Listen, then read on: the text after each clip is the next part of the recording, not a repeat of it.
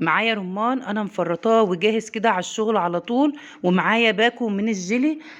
جيلي الفراولة علشان يدينا اللون الاحمر بتاع المية الحمراء بتاعة الرمان.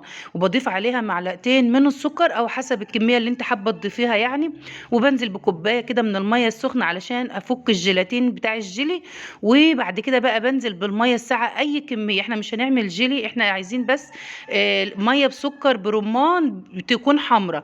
واللون الاحمر ده بيجي من الجيلي مش من الرمان. بضيفه كده زي ما انتم شايفين، وبنزل بقى كده في الشفشق بتاعي وبضيفه في الكوبايات زي ما انتم شايفين كده. وبنقدمه لاولادنا بالف هنا. طبعا الكوبايه من دي بتتباع في المطاعم بالشيء الفلاني، واحنا ممكن نعملها في البيت بكل سهوله، مش مكلفه حاجه خالص، وحاجه كده بتفرح الاولاد. وما بتكلفناش اي حاجه غير رمانايه ومعلقتين سكر وعبوه من الجيلي. ده تقريبا رمانتين كبار مش رمانيه واحده، وبالف هنا لاولادنا.